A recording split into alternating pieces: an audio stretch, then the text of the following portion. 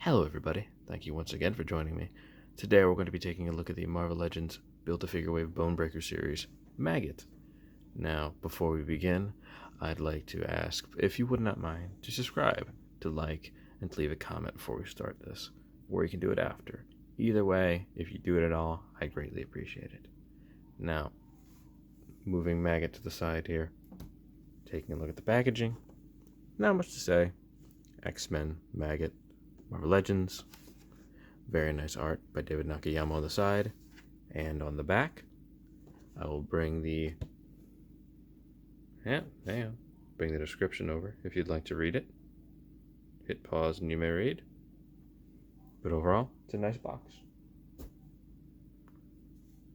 Now, this is a deep cut character, and I have to give the team props for this. It's a very well done one. There's a lot of new parts here, and there's a lot of things to like in this figure. For the minimal amount of accessories it comes with, it's very impressive. Now, taking Eenie and Meanie off for a moment to take a look at Maggott himself. It looks very good. I like this quite a lot. Bringing the head sculpt in close. That's very nice.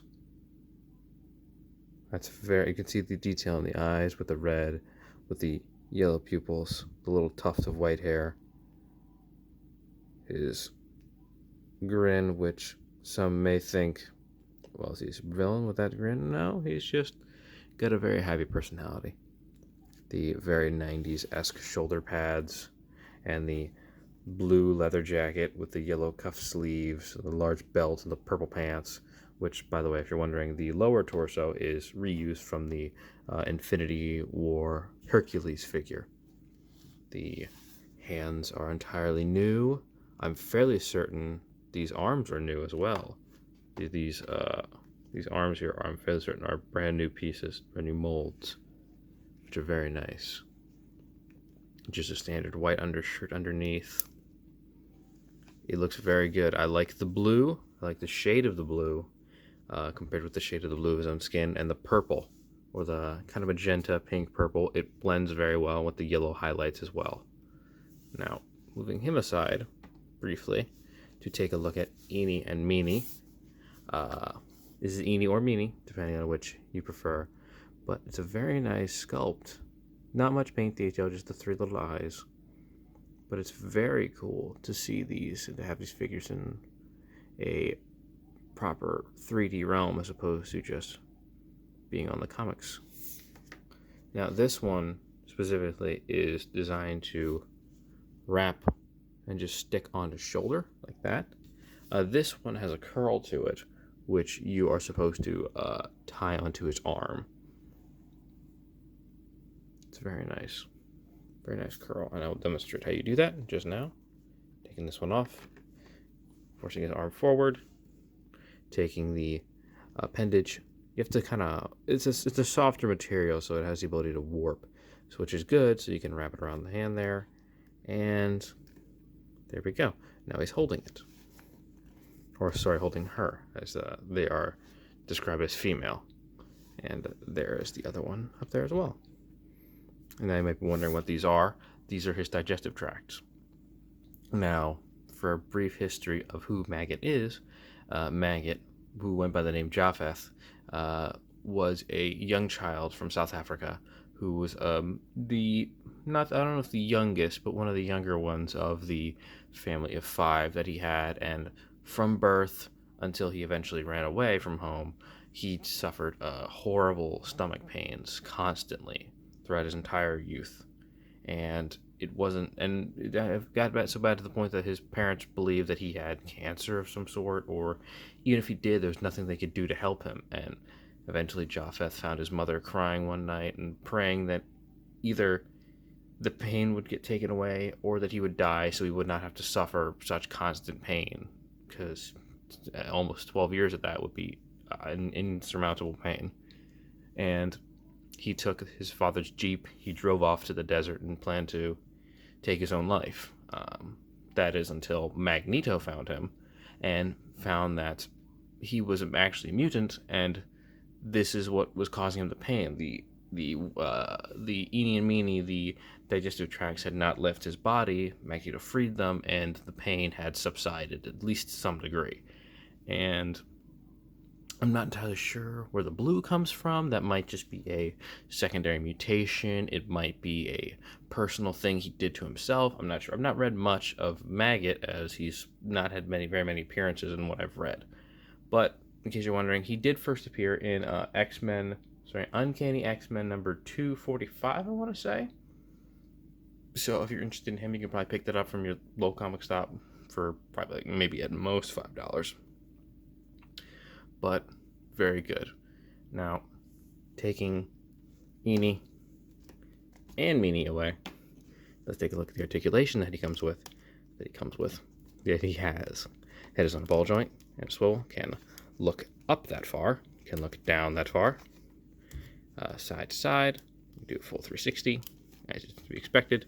The articulation in the upper body and also the lower body to some degree is definitely hindered by this very large trench coat, which does look good, but it does hinder the articulation. He has an ab crunch, which you can get to go forward, not really back. Can't do it back. He has a well, these are actually pretty helpful. The fact that they're not fully attached, you have to be careful though, because the plastic will rip. He has a bicep.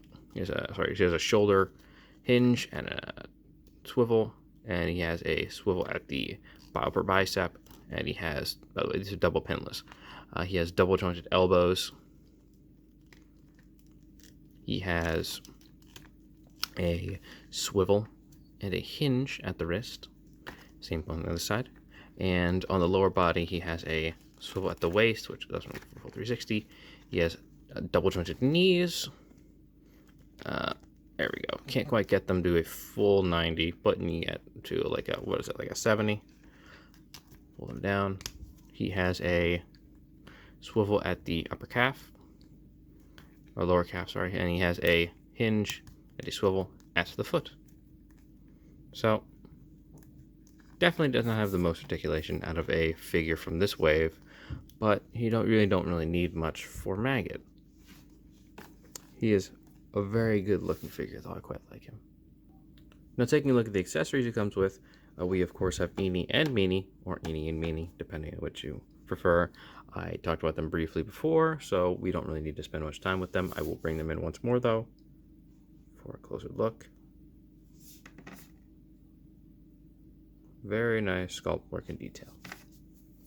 Now, he also comes with 2 parts for Bonebreaker, the final parts we need, and that review will be next, the Bonebreaker review, which will be a solo review. Now, taking a look at the head sculpt for Bonebreaker, I really quite like it.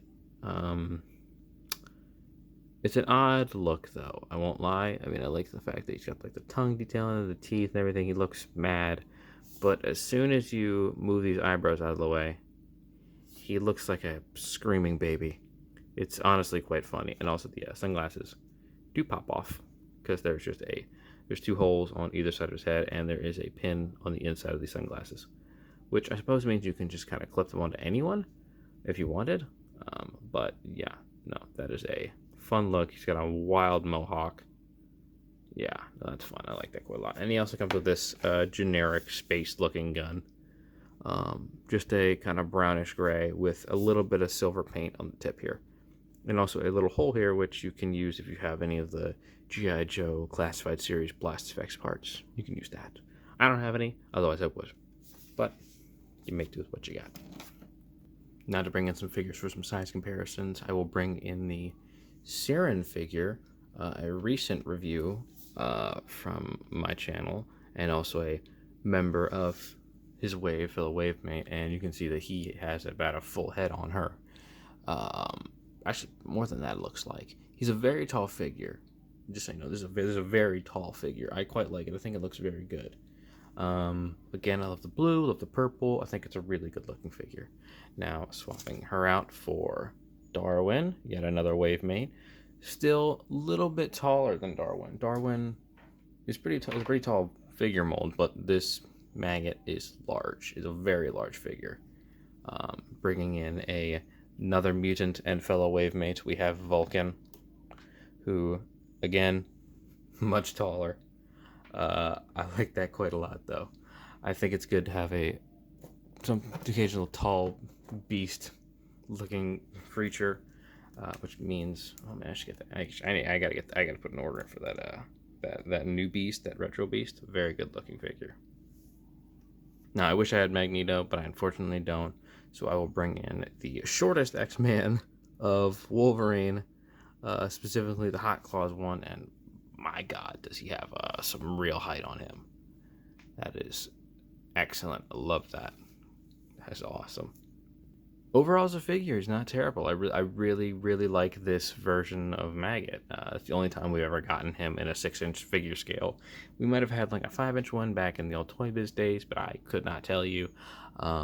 By the way, if you're wondering, the sunglasses he's wearing is from the Prophet Director Destro figure that I had, and I thought that they just looked fantastic on him because he's typically drawn wearing sunglasses, but he did not come with any in this set.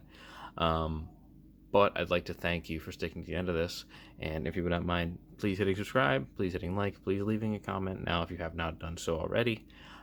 Thank you very much for watching, and I hope you had a good day.